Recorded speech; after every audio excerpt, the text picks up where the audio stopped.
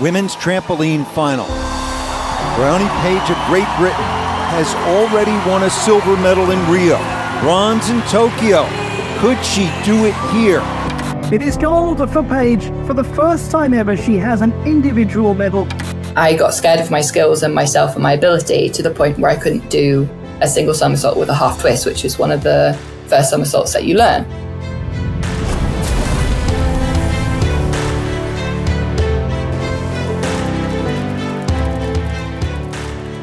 Today, we're speaking with two-time world and European trampoline champion, Bryony Page.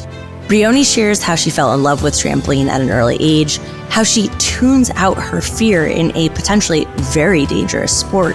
And frankly, I'm really excited for you to hear this conversation because she's incredibly humble and we want to toot the horn of this two-time world champion. Here she is. I'm Bryony Page. I'm a trampoline gymnast from Great Britain. And I found out about trampolining because I guess my family's quite sporty. So I got involved in lots of different sports when I was younger. I wasn't very good at most of them. I used to live in the States. And then when we moved back to England, the gymnastics centre that I trained at had a trampoline class. And they were jumping up and down really high, doing lots of skills whilst I was doing gymnastics, and I was looking over at them, like not paying attention to my gymnastics. I was like, I want to try that. That looks like so much fun. So that's kind of how it started. I tried that out and loved it ever since, really. What's the feeling of being on a trampoline? What do you love the most about doing trampoline, like on a daily basis? I just love, we jump really high. So I love the feeling of weightlessness in the air. I also love the speed of the somersaults we run. We rotate so fast, and we have to it's basically being in control of our own roller coaster. So if you've ever been on a roller coaster and that thrill and that excitement, except you're the driver and you can decide whether you twist, turn, go up, down. So I think I'll enjoy the speed and the feeling of being in the air, basically. That's so cool. I want to try. Now listening to you, okay, I want to try. I want to be the master of the roller coaster. That sounds fun. Everyone. I would love everyone to try it because it's just so much fun. So how would you explain the sport to people who have not had the opportunity to watch you compete yet? I guess the first thing when someone thinks about a trampoline, it might be the garden trampoline, the circular one, or a trampoline park. So first of all, the trampoline, an Olympic standard one, is much bigger, much more powerful, much more chaotic. So it's a bit more unpredictable, a bit unstable. So it's rectangular, and we basically want to stay in the middle of the trampoline and jump as high as possible, and we'll reach heights if I put the trampoline underneath the diving board that Tom Daley dives off of, I could maybe touch the top of it if I'm jumping super high.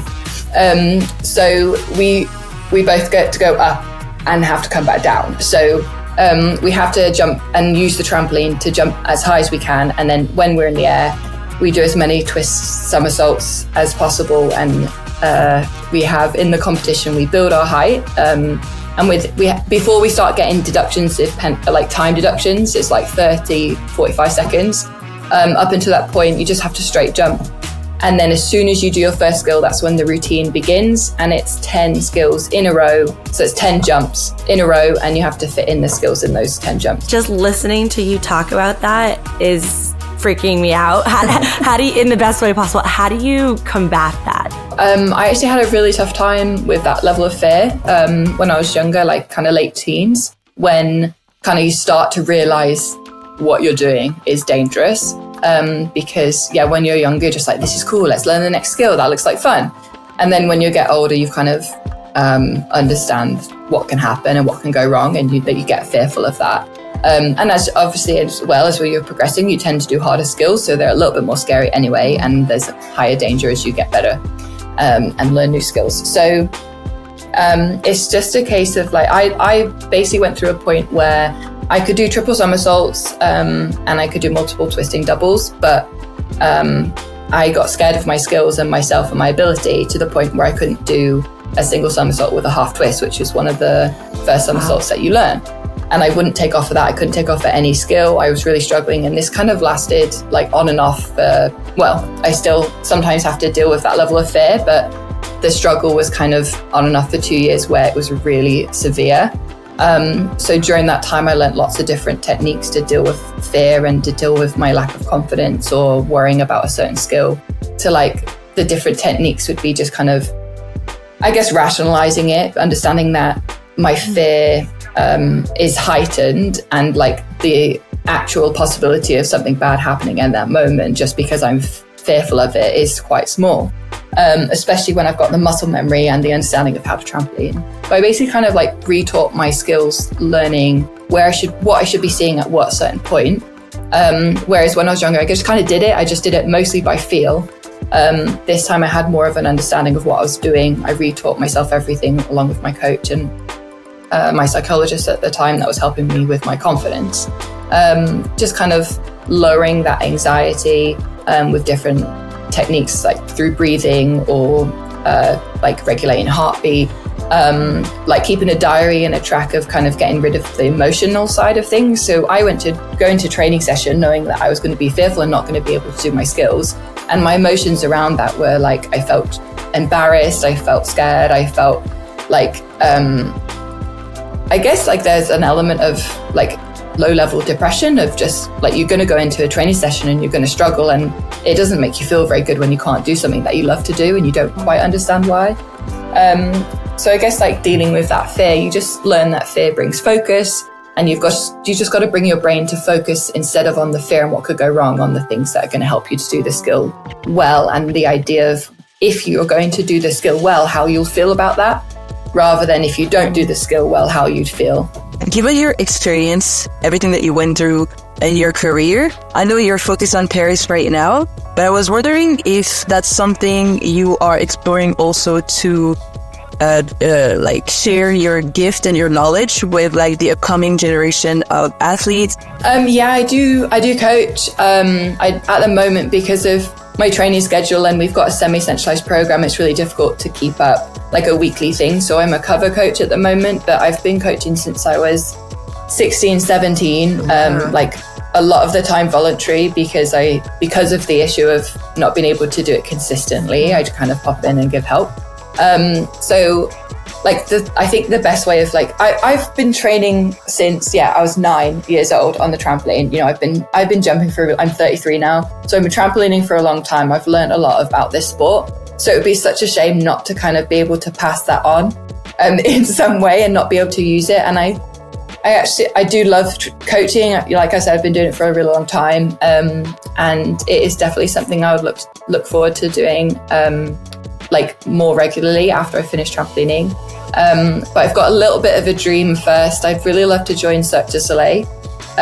So I'd like to do a little bit of using my trampolining in a even more of a performing sense before I move on to my next phase of life.